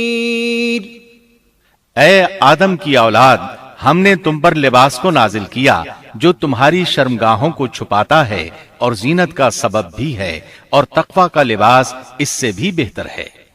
لہذا آدم ابتدا میں ننگے نہیں تھے، انہیں تو ننگے پن کا علم ہی نہیں تھا، نہ ہی ان کی بیوی کو برہنہ ہونے کا علم تھا۔ اللہ نے آدم علیہ السلام کو کامل نعمتوں سے نوازا، بھوک نہ پیاس، یہاں تک کہ پیاس کے اسباب سے بھی محفوظ، نہ گرمی اور نہ دھوپ، پھر بے انتہا حسن و جمال، مشقت نہ تکلیف، بدبختی نہ بدقسمتی۔ آدم اور حوا علیہ السلام کے دلوں میں وسوسہ ڈالنے کے بارے میں بھی قرآن نے روشنی ڈالی ہے۔ فوسوس لهما الشیطان، پھر شیطان نے ان دونوں کے دلوں میں وسوسہ ڈالا۔ یہ وسوسہ اس نے ان دونوں کو طمع دلانے کی صورت میں پورا کیا، اور یہ طمع دلائی کہ اس درخت کو کھانے سے ہمیشگی اور بقا ملتی ہے اور کبھی نہ ختم ہونے والی بادشاہت حاصل ہوتی ہے، اور اس وسوسے کا مقصد یہ تھا لِيُبْدِيَ لَهُمَا مَا وُورِيَ عَنْهُمَا مِنْ سَوْآتِهِمَا، تاکہ ان کا پردہ بدن جو ایک دوسرے سے پوشیدہ تھا دونوں کے روبرو بے پردہ کر دے۔ ان کی شرمگاہوں کو ننگا کرنے کے لیے اس نے ایسا کیا۔ وہ دونوں کپڑے میں ملبوس تھے، ستر ڈھانپ رکھا تھا۔ جب انہوں نے اس درخت سے کھایا تو لباس نیچے گر گیا، دونوں برہنہ ہو گئے۔ یہی شیطان چاہتا تھا کہ انہیں برہنہ کر دے، اللہ کی نافرمانی پر اکسائے۔ ارشاد ہوتا ہے فوسوس إليه الشيطان قال يا آدم هل أدلك على شجرة الخلد وملك لا يبلى۔ شیطان نے انہیں وسوسہ ڈالا، کہنے لگا اے آدم کیا میں تجھے دائمی زندگی کا درخت اور وہ بادشاہت نہ بتلا دوں جو کبھی پرانی نہ ہو؟ جب تم اس درخت سے کھاؤ گے تو ہمیشہ زندہ رہنے والے بن جاؤ گے اور زبردست بادشاہت حاصل کر لو گے۔ اس نے یہ تمنا بھی دلائی۔ وقال ما نهاكما ربكما عن هذه الشجرة إلا أن تكونا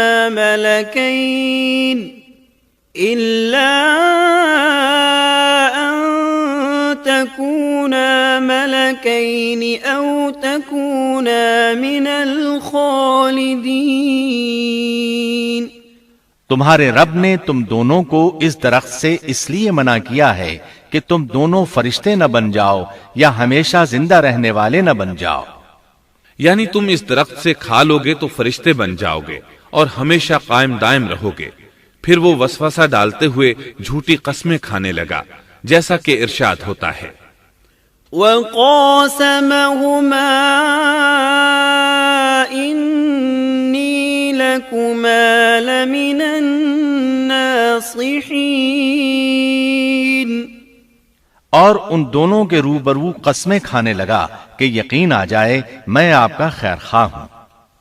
اللہ کی قسم کھانے لگا، اور اس وقت سے جھوٹی قسموں کی ابتدا ہوئی۔ اس نے ان دونوں کو فریب دے کر بہکا لیا، جیسا کہ فرمایا فَدَلَّاهُمَا بِغُرُورٍ، یعنی دھوکے سے انہیں پھسلایا، حالانکہ انہیں کسی چیز کی کمی نہیں تھی۔ بھلا وہاں کیا محتاجی ہو سکتی تھی؟ جنت میں سکون سے زندگی بسر کر رہے تھے، جنت سے بڑھ کر کیا چاہیے؟ ہمیشہ کے لیے جنت مل چکی تھی۔ اللہ تعالیٰ فرماتے ہیں، فَلَمَّا ذَاقَا الشَّجَرَةَ بَدَتْ لَهُمَا سَوْآتُهُمَا وَطَفِقَا يَخْصِفَانِ عَلَيْهِمَا مِنْ وَرَقِ الْجَنَّةِ، ان دونوں نے جب درخت کو چکھا، دونوں کا پردہ بدن ایک دوسرے کے روبرو کھل گیا، دونوں اپنے بدنوں پر درختوں کے پتے جوڑ جوڑ کر رکھنے لگے۔ کپڑے اترنے پر دونوں کو حیا آئی، اس لیے کہ انسان کی فطرت میں برہنہ ہونے کی ناپسندیدگی شامل ہے۔ برہنہ ہو گئے تو کوئی لباس نہیں تھا، اس لیے درختوں کے پتے جوڑ کر جسم ڈھانپنے لگے۔ حدیث میں آیا ہے، آدم بھاگنے لگے تو اللہ نے پکارا، آدم مجھ سے بھاگتے ہو؟ آدم بولے، اللہ میں شرم کی بنا پر بھاگ رہا ہوں، اور اس وجہ سے کہ تیرے سامنے برہنہ کیسے رہوں، پھر یہ کہ نافرمانی کا ارتکاب بھی کر چکا ہوں۔ یہاں ایک سوال پیدا ہوتا ہے، دونوں میں سے پہلے کھانے والا کون تھا؟ اس بارے میں راجح قول یہ ہے کہ وہ حوا علیہ السلام تھی۔ انہی نے آدم علیہ السلام کو طمع دلاتے ہوئے اس غلطی پر آمادہ کیا تھا، جیسا کہ بخاری شریف میں نبی اکرم صلی اللہ علیہ وسلم نے فرمایا، لولا حواء لم تخن انثى زوجها، اگر حوا نہ ہوتی تو کوئی عورت اپنے خاوند سے خیانت نہ کرتی۔ حوا علیہ السلام نے انہیں غلطی میں مبتلا کیا تھا۔ اگر حوا علیہ السلام نہ ہوتی تو آدم بھی خیانت میں مبتلا نہ ہوتے اور نہ معصیت میں مبتلا ہوتے۔ تب اللہ نے انہیں پکارا، وَنَادَاهُمَا رَبُّهُمَا أَلَمْ أَنْهَكُمَا أَنْ تِلْكُمَا الشَّجَرَةِ وَأَقُلْ لَكُمَا إِنَّ الشَّيْطَانَ لَكُمَا عَدُوٌّ مُبِينٌ، کیا میں نے تم دونوں کو اس درخت سے نہیں روکا تھا، اور کیا یہ نہیں کہا تھا کہ شیطان تمہارا کھلا دشمن ہے؟ اب توجہ طلب بات یہ ہے کہ اس موقع پر دونوں نے کیا طرز عمل اختیار کیا۔ کیا وہ دونوں اپنی معصیت پر بضد رہے اور تکبر کرنے لگے، جیسا کہ ابلیس نے سجدہ کرنے سے انکار کیا تھا اور پھر لگا تھا اپنی معصیت پر اصرار کرنے، یا ان دونوں نے توبہ کر لی؟ جی ہاں، دونوں نے توبہ کر لی، جیسا کہ قرآن مجید میں آتا ہے، قَالَا رَبَّنَا ظَلَمْنَا أَنفُسَنَا وَإِن لَّمْ تَغْفِرْ لَنَا وَتَرْحَمْنَا لَنَكُونَنَّ مِنَ الْخَاسِرِينَ۔ دونوں نے کہا، اے ہمارے رب، ہم نے اپنا بڑا نقصان کیا، اور اگر تو ہماری مغفرت نہ کرے گا اور ہم پر رحم نہ کرے گا تو واقعی ہم خسارہ پانے والوں میں سے ہو جائیں گے۔ اس قصے میں ایک سوال یہ ذہن میں پیدا ہوتا ہے کہ جب سیدنا آدم علیہ السلام کو ابلیس نے سجدہ نہ کیا تو اللہ تعالیٰ نے اسے مردود بنا کر جنت سے نکال دیا، پھر وہ سیدنا آدم علیہ السلام کو اس درخت کے قریب کس طرح لے گیا جبکہ وہ جنت سے باہر ہو چکا تھا؟ قرآن کریم میں اس بارے میں یہ الفاظ آئے ہیں، پھر شیطان نے ان کے دلوں میں وسوسہ ڈالا۔ یہ وسوسہ اس نے کیسے ڈالا جبکہ وہ جنت سے نکالا جا چکا تھا؟ مفسرین نے اس کے جواب میں لکھا ہے کہ اس نے جنت سے باہر رہ کر یہ وسوسہ ڈالا تھا۔ جیسے آج کل تار اور بغیر تار کے آواز کو دور دراز علاقوں تک پہنچایا جا سکتا ہے، ایسے ہی شیطان نے اپنی طاقت سے یہ وسوسہ ان کے دلوں تک پہنچایا۔ لگے ہاتھوں ابلیس کی حقیقت بھی سن لیں۔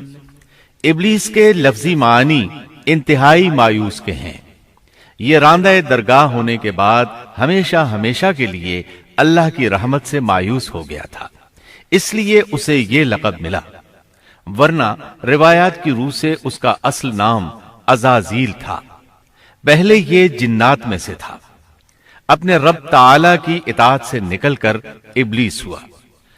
اس کا علم ناقص تھا، مزاج ناپاک تھا، وہ غرور اور تکبر میں مبتلا ہو گیا تھا۔ یہاں یہ بات بھی ذہن نشین کر لیں کہ انبیاء خطا اور گناہ سے پاک ہوتے ہیں، ان پر اللہ تعالی کی مستقل حفاظت اور نگرانی قائم رہتی ہے۔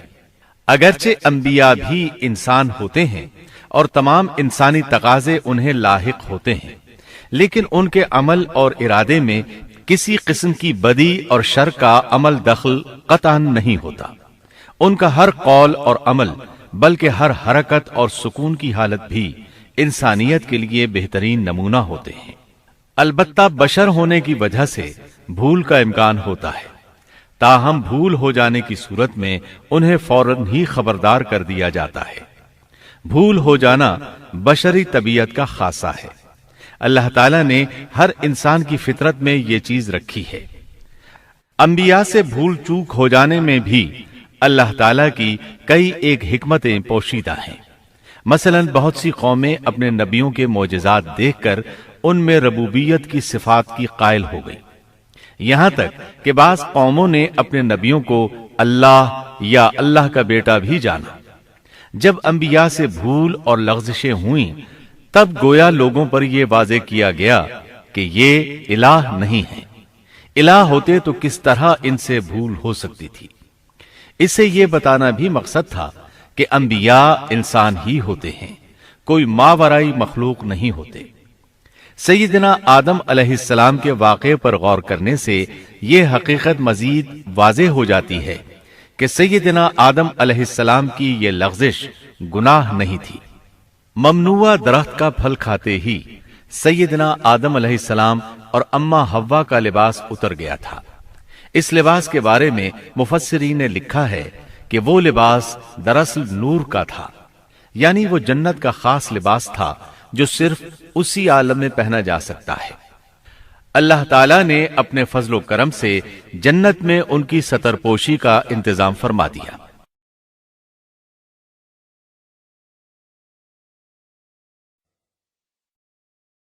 اللہ کا حکم ہوا، قال اهبطوا، جنت سے اتر جاؤ۔ مزید فرمایا، بعضكم لبعض عدو ولكم في الأرض مستقر ومتاع إلى حين۔ تم آپس میں ایک دوسرے کے دشمن ہوگے اور تمہارے واسطے زمین میں رہنے کی جگہ ہے اور ایک وقت تک نفع حاصل کرنا ہے۔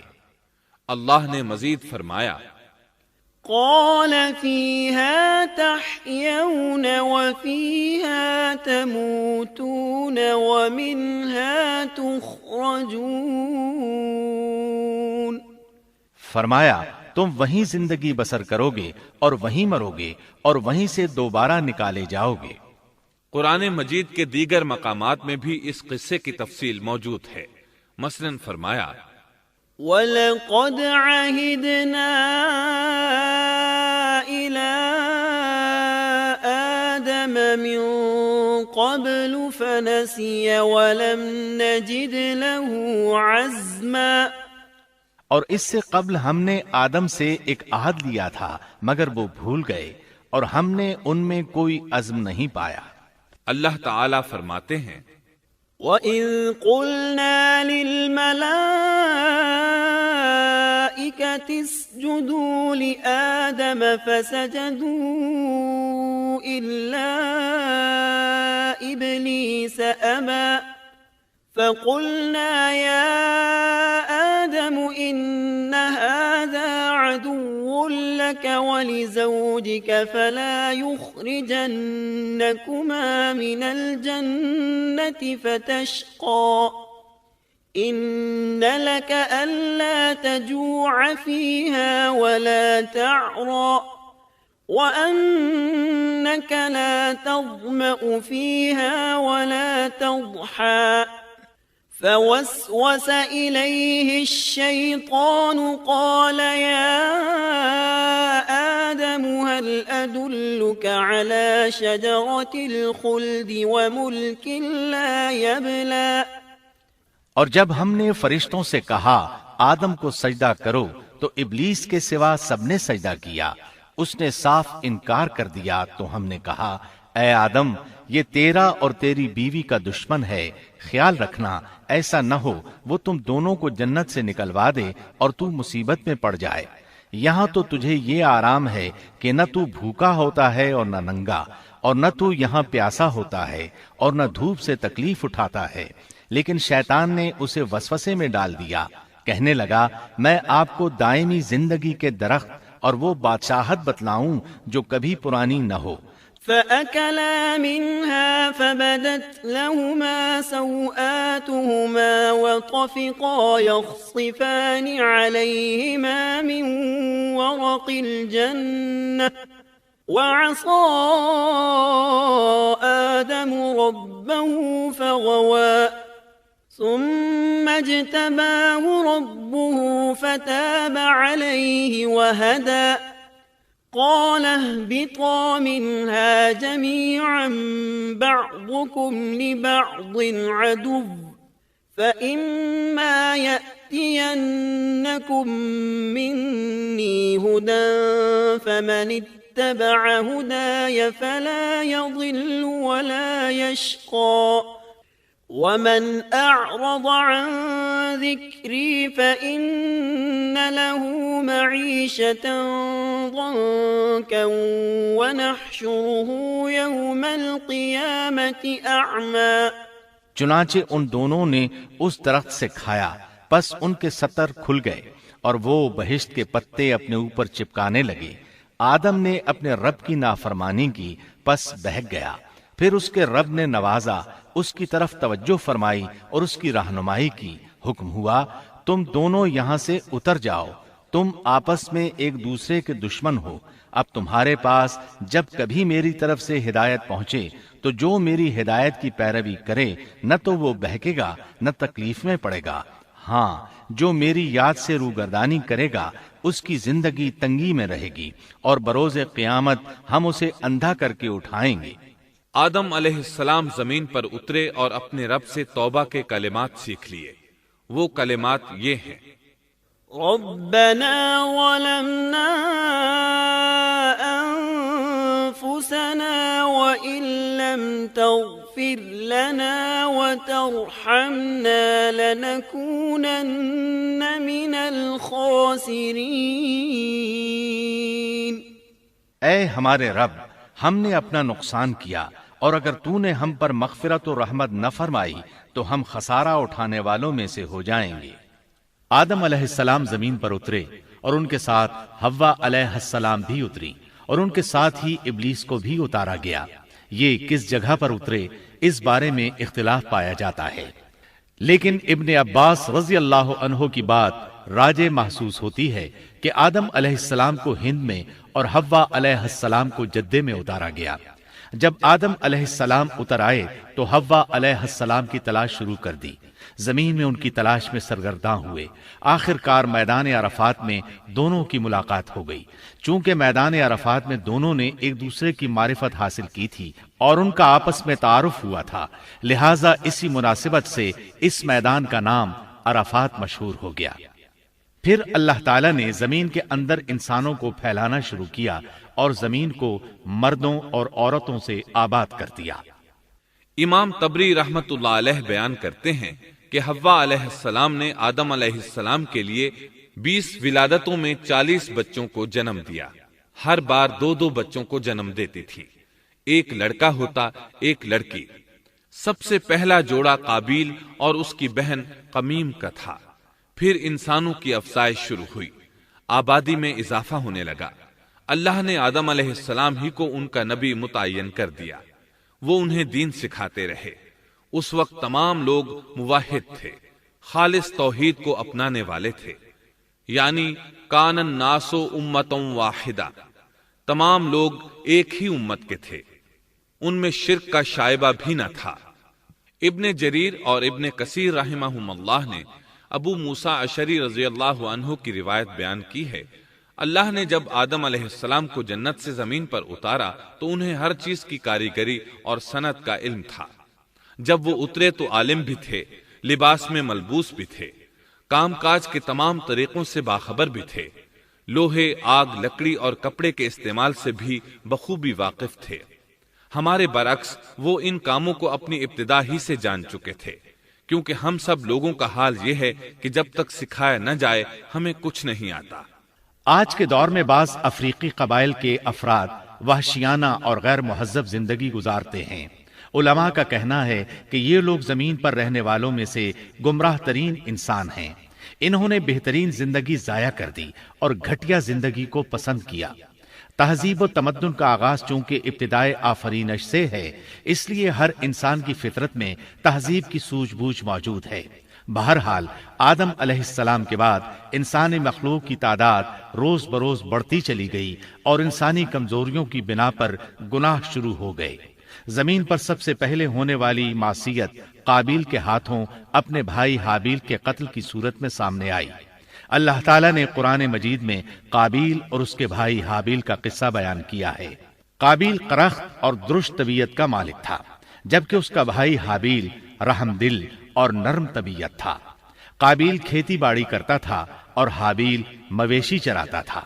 حابیل کے نرم دل ہونے کی ایک وجہ اس کا بکریاں چرانا تھا، کیونکہ ایک چرواہا اپنی بکری کو بھوکا دیکھ کر اسے چارہ کھلائے بغیر نہیں رہتا، نہیں وہ کسی بکری کو پیاسا دیکھ کر اسے بھول جاتا ہے. اپنے جانور پر اس کی طاقت سے زیادہ بوجھ بھی نہیں لادتا.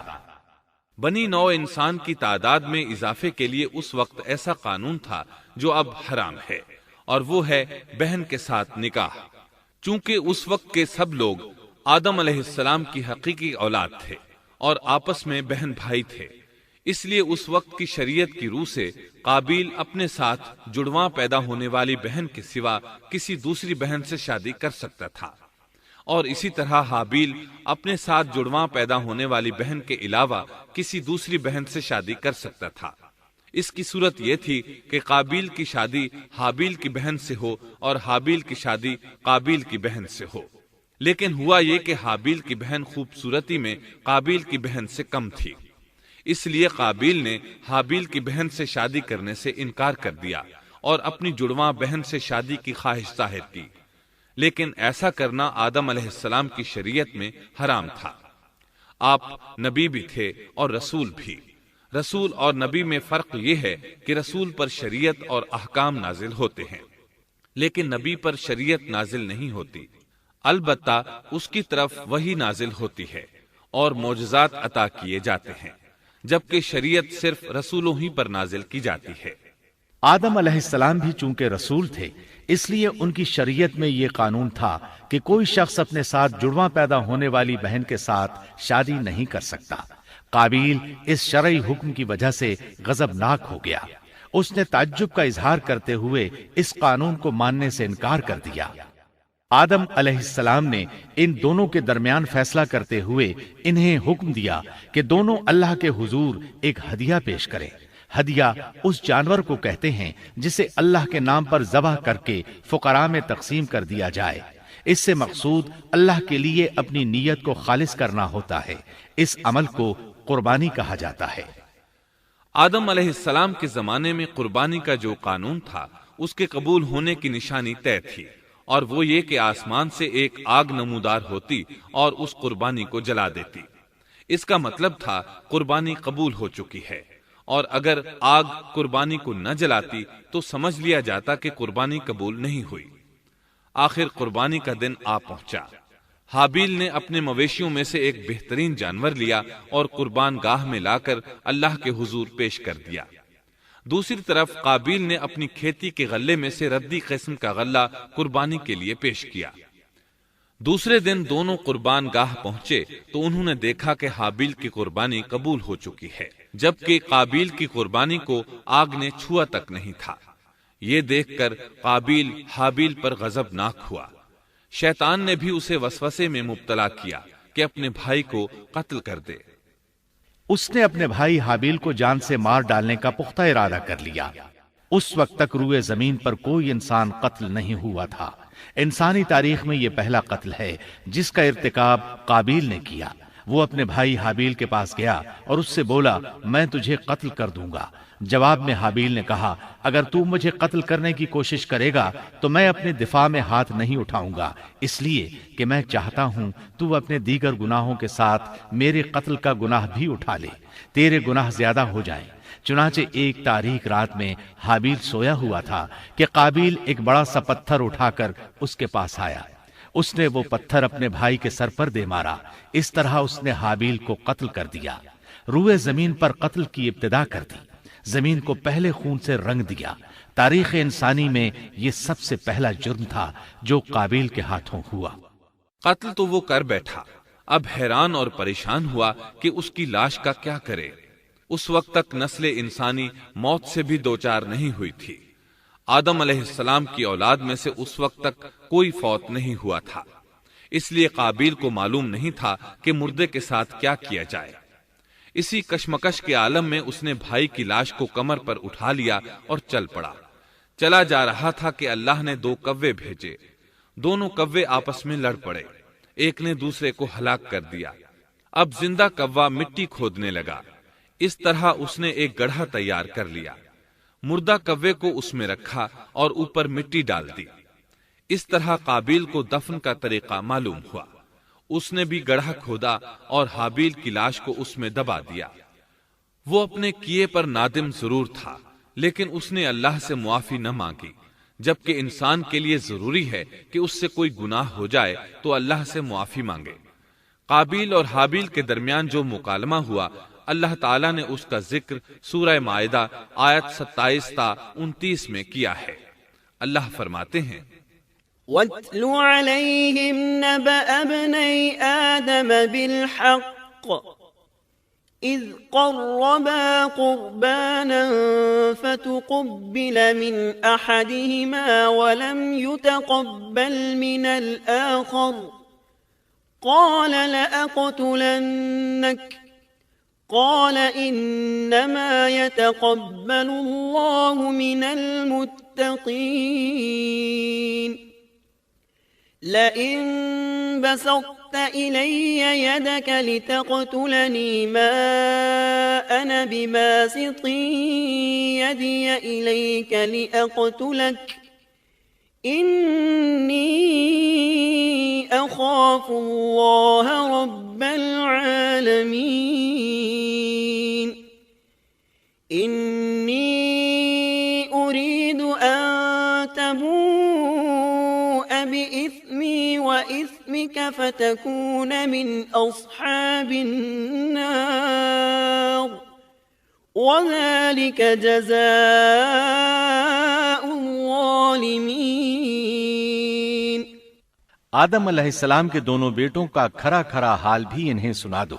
ان دونوں نے ایک نذرانہ پیش کیا، ان میں سے ایک کی نذر تو قبول ہو گئی اور دوسرے کی قبول نہ ہوئی تو وہ کہنے لگا، میں تجھے مار ہی ڈالوں گا۔ اس نے کہا، اللہ تقوی والوں ہی کا عمل قبول کرتا ہے، گو تو میرے قتل کے لیے دسترازی کرے، لیکن میں تیرے قتل کے لیے ہرگز اپنا ہاتھ نہیں بڑھاؤں گا۔ میں تو اللہ تعالی پروردگار عالم سے خوف کھاتا ہوں، میں تو چاہتا ہوں کہ تو میرا گناہ اور اپنا گناہ اپنے سر پر رکھ لے اور دوزخیوں میں شامل ہو جائے، ظالموں کا یہی بدلہ ہے۔ اس کا مطلب یہ تھا کہ تیرے اور گناہوں کے ساتھ میرے قتل کا گناہ بھی تیرے ذمہ لگے اور تو ظالموں میں سے ہو جائے۔ حابیل کے قتل کے بعد قابیل پر جو گزری اس کا ذکر اللہ نے سورہ مائدہ آیت 30 اور 31 میں کیا ہے۔ فطوعت له نفسه قتل أخيه فقتله فأصبح من الخاسرين فبعث الله غرابا يبحث في الأرض ليريه كيف يواري سوءة أخيه قال يا ويلتى أعجزت أن أكون مثل هذا الغراب فأواري سوءة أخي فأصبح من النادمين۔ پس اسے اس کے نفس نے اپنے بھائی کے قتل پر آمادہ کر دیا اور اس نے اسے قتل کر ڈالا، اس سے وہ نقصان والوں میں سے ہو گیا۔ پھر اللہ تعالیٰ نے ایک کوے کو بھیجا جو زمین کھود رہا تھا تاکہ اسے دکھائے کہ وہ کس طرح اپنے بھائی کی ناش کو چھپا سکتا ہے۔ وہ کہنے لگا، ہائے افسوس، کیا میں ایسا کرنے سے بھی گیا گزرا ہو گیا کہ اس کوے کی طرح اپنے بھائی کی لاش کو دفنا دیتا۔ پھر تو بڑا ہی پشیمان اور شرمندہ ہوا۔ امام احمد، ترمذی اور ابو داود نے سیدنا سعد بن ابی وقاص رضی اللہ عنہ سے روایت کی ہے کہ انہوں نے سیدنا عثمان رضی اللہ عنہ کی شہادت کے فتنے کے وقت فرمایا، میں گواہی دیتا ہوں کہ رسول اکرم صلی اللہ علیہ وسلم نے فرمایا تھا، ایک بہت بڑا فتنہ رونما ہوگا، اس میں بیٹھنے والا کھڑے ہونے والے سے بہتر ہوگا اور کھڑا ہونے والا چلنے والے سے بہتر ہوگا اور چلنے والا دوڑنے والے سے بہتر ہوگا۔ کسی نے کہا، اگر کوئی میرے گھر میں داخل ہو کر میری طرف ہاتھ بڑھائے تاکہ وہ مجھے قتل کر دے تو آپ صلی اللہ علیہ وسلم نے فرمایا، تو آدم علیہ السلام کے بیٹے کی طرح قتل ہو جا۔ یعنی اس فتنے میں قتل ہو جانا، حابیل کی سنت پر عمل کرتے ہوئے خود ہاتھ نہ اٹھانا، قاتل کہلانے کی بجائے مقتول ہونے کو پسند کرنا۔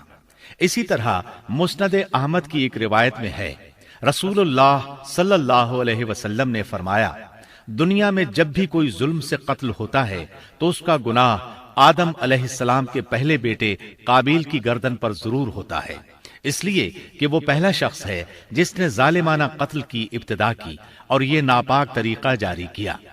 اس حدیث سے اس جرم کی نوعیت کا بخوبی اندازہ ہوتا ہے کہ اللہ تعالیٰ نے اس کو صرف ایک قتل قرار نہیں دیا بلکہ اس کو ایک گھناؤنی حرکت قرار دیا۔ قیامت تک آنے والے لوگ جو اس گناہ کے مرتکب ہوں گے ان کا کچھ گناہ قابیل کے حساب میں ڈالا جائے گا۔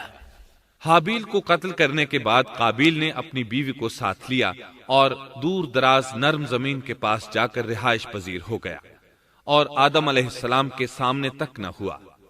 آدم علیہ السلام پہاڑوں کے قریب ایک بستی میں رہ رہے تھے، یہ ان سے بہت دور جا بسا تھا۔ اس طرح قابیل کا آدم علیہ السلام سے رابطہ بالکل ختم ہو گیا اور اس سے ایک نئی نسل کی ابتدا ہوئی۔ فحاشی اور اریانی کو ان کے ہاں عروج حاصل تھا۔ عبادت یہ لوگ اگرچہ اللہ ہی کی کرتے تھے لیکن آدم علیہ السلام کی شریعت کے خلاف بے حیائی کے دل دادا تھے۔ تقوی کی قلت، احکام الہی کی نافرمانی اور فحاشی کا فروغ ان کے شب و روز کا معمول تھا۔ اس کے بعد لوگ دو گروہوں میں تقسیم ہو گئے، شریر اور برے لوگ قابیل کے ساتھ مل گئے اور آدم علیہ السلام کے دیگر بیٹے اور نیک لوگ آدم علیہ السلام کے ساتھ مل گئے۔ آدم علیہ السلام 960 سال زندہ رہے۔ ان کی کل عمر تو 1000 سال تھی لیکن 40 سال کم کر دی گئی۔ سیدنا ابو ہریرہ رضی اللہ عنہ بیان کرتے ہیں کہ رسول اللہ صلی اللہ علیہ وسلم نے فرمایا، جب اللہ نے آدم علیہ السلام کو پیدا فرمایا تو ان کی پیٹھ پر ہاتھ پھیرا، اس طرح قیامت تک جتنے انسان پیدا ہونے والے تھے ان کی روحیں وجود میں آ گئیں۔ پھر ہر انسان کی آنکھوں کے درمیان ایک نور رکھ کر آدم علیہ السلام کے سامنے پیش کیا۔ انہوں نے پوچھا، یا اللہ یہ کون ہے؟ اللہ نے فرمایا، یہ تیری اولاد ہے۔ ان میں سے ایک کی پیشانی کی چمک آدم علیہ السلام کو بہت اچھی لگی۔ انہوں نے پوچھا، یا اللہ یہ کون ہے؟ جواب ملا، یہ تیری اولاد میں سے بہت دور جا کر ہیں، ان کا نام داؤد ہے۔ پوچھا، ان کی عمر کتنی ہے؟ فرمایا 60 سال۔ آدم علیہ السلام کہنے لگے، یا اللہ 40 سال میری عمر میں سے ان کی عمر میں شامل کر دے۔ اس سلسلے میں دوسری روایت یوں آئی ہے، جب آدم علیہ السلام کی روح قبض کرنے کے لیے فرشتہ آیا تو وہ کہنے لگے، میری عمر میں تو ابھی 40 سال باقی ہیں۔ اس وقت ان کی عمر 960 سال تھی۔ انبیاء اپنی عمر سے واقف ہوتے ہیں۔ فرشتے نے کہا، کیا آپ کو یاد نہیں آپ نے اپنی عمر کے 40 سال اپنی اولاد داؤد کو ہبہ کر دیے تھے؟ رسول اللہ صلی اللہ علیہ وسلم نے فرمایا، چونکہ آدم علیہ السلام نے انکار کیا تو ان کی اولاد بھی انکار کی عادی ہے۔ آدم علیہ السلام خود بھول گئے، ان کی اولاد بھی بھولتی ہے۔ آدم علیہ السلام نے خطا کی، ان کی اولاد بھی خطا کرتی ہے۔ حابیل کے قتل کے بعد اللہ تعالیٰ نے آدم اور حوا علیہم السلام کو اس کا نعم البدل عطا کیا۔ اس کا نام انہوں نے شیس رکھا۔ شیس کا مطلب ہے اللہ کا دیا ہوا تحفہ۔ حابیل کے قتل پر آدم اور حوا علیہم السلام دونوں بہت غمگین ہوئے، اس لیے اللہ نے بدلے میں انہیں شیس علیہ السلام عطا فرمائے۔ سیدنا ابو ذر غفاری رضی اللہ عنہ سے مروی ایک صحیح حدیث میں ہے کہ رسول اللہ صلی اللہ علیہ وسلم نے فرمایا، اللہ تعالیٰ نے 104 صحیفے نازل فرمائے، ان میں سے 50 صحیفے شیس علیہ السلام پر نازل ہوئے۔ ان صحیفوں میں ایسے قوانین، اصول اور ضابطے تھے جن سے انسانیت کی زندگی منظم ہوتی ہے۔ شیس علیہ السلام نے آدم علیہ السلام سے علم حاصل کیا، لیکن آدم علیہ السلام کا تمام علم وہ حاصل نہ کر سکے، اس لیے کہ آدم علیہ السلام نے بالمشافہہ اللہ تعالیٰ سے علم حاصل کیا تھا، اور بہت سی اشیاء کا علم اللہ تعالیٰ نے انہیں سکھا دیا تھا، اس لیے وہ تمام علماء سے بڑھ کر عالم تھے۔ شیس علیہ السلام نے آدم علیہ السلام سے علوم سیکھ کر لوگوں کو سکھائے۔ لوگوں نے ان سے مختلف علوم، فنون اور پیشے سیکھے۔ انہیں شہروں میں رہنے سہنے کے بارے میں تعلیم دی، دن رات کے حسابات سے انہیں آگاہ کیا اور انہیں بتایا کہ کن اوقات میں وہ اللہ کی عبادت کریں اور عبادت کے طریقے انہیں سکھائے۔ احادیث میں اس کی وضاحت ملتی ہے۔ امام احمد رحمت اللہ علیہ بیان کرتے ہیں کہ ابو زمعہ سعدی کہتے ہیں کہ انہوں نے مدینے میں ایک شیخ کو لوگوں سے کلام کرتے دیکھا تو ان کے متعلق پوچھا، یہ کون شخص ہے؟ لوگوں نے بتایا کہ یہ ابی بن کعب رضی اللہ عنہ ہیں، بڑے صحابہ میں ان کا شمار ہوتا ہے، تمام مسلمانوں سے بڑھ کر قرآن اور اس کی تفسیر کے عالم ہیں۔ ابو زمعہ فرماتے ہیں کہ ابی بن کعب رضی اللہ عنہ اس وقت یہ واقعہ بیان کر رہے تھے کہ جب آدم علیہ السلام کی وفات کا وقت قریب آیا تو انہوں نے اپنے بیٹوں سے فرمایا، میرا جنت کے پھل کھانے کو جی چاہتا ہے۔ جنت کے پھل دنیاوی پھلوں جیسے ہی ہوتے ہیں، سیب، انار، انگور، یہ سب جنت میں موجود تھے۔ جنت کے اور دنیا کے پھلوں میں فرق یہ ہے کہ دنیاوی پھل بدبودار ہو جاتے ہیں، جبکہ جنتی پھل کبھی بدبودار نہیں ہوتے۔ اسی طرح دنیاوی پھلوں کا ذائقہ عارضی ہوتا ہے، جبکہ جنتی پھلوں کا ذائقہ ہمیشہ برقرار رہتا ہے۔ اس لیے آدم علیہ السلام نے چاہا کہ وہ جنت کے پھل کھائیں، چنانچہ ان کے بیٹے تلاش میں نکل گئے۔ انہوں نے اپنے ساتھ کلہاڑے، کدالیں اور ٹوکریاں لے لی۔ راستے میں انہیں فرشتے ملے، ان کے پاس آدم علیہ السلام کا کفن اور خوشبو وغیرہ تھی۔ انہوں نے پوچھا، آدم کے بیٹو، کس چیز کی تلاش میں ہو؟ کہاں جا رہے ہو؟ انہوں نے جواب میں کہا، ہمارے والد مریض ہیں، انہیں جنت کے پھلوں کی خواہش ہے۔ فرشتے ان کے سامنے انسانی شکل میں آئے تھے، ان کی بات سن کر بولے، واپس جاؤ، تمہارے والد فوت ہونے کے قریب ہیں، اب ان میں اتنی طاقت نہیں رہی کہ پھل کھا سکیں۔ جب فرشتے آدم علیہ السلام کی روح قبض کرنے کے لیے آئے تو حوا علیہ السلام نے انہیں پہچان لیا۔ وہ بلند آواز سے آدم علیہ السلام کو پکارنے لگی، ان کے ساتھ چمڑ گئیں۔ آدم علیہ السلام بولے، مجھ سے الگ ہو جاؤ، پہلے بھی مجھے تمہاری وجہ سے مصیبت پہنچی تھی، میرے اور میرے رب کے فرشتوں کے درمیان سے ہٹ جاؤ۔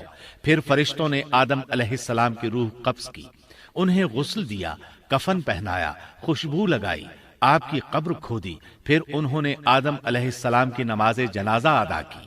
اس کے بعد انہیں قبر میں اتارا، پھر اوپر مٹی ڈال دی اور بولے، آدم کے بیٹو، تمہارے لیے یہی طریقہ ہے۔ اس وقت تک لوگ کفن دفن کے احکامات سے واقف نہیں تھے۔ انہیں علم نہ تھا کہ قابیل نے اپنے بھائی کو کیسے دفن کیا تھا، اس لیے فرشتوں کو بھیجا گیا تاکہ تدفین کا طریقہ بتا دیں۔ تو اس طرح انسان کو دفن کرنے کا طریقہ معلوم ہوا جو فرشتے لے کر آئے تھے۔ آدم علیہ السلام نے اپنی 960 سال کی مکمل زندگی میں سوائے اس درخت کا پھل کھانے کے اور کوئی خطا نہیں کی۔ یہ تھا ہمارے باپ سیدنا آدم علیہ السلام کا اسوہ اور سیرت طیبہ کا حال۔ آپ کی وفات کے 1 سال بعد حوا علیہ السلام بھی وفات پا گئیں۔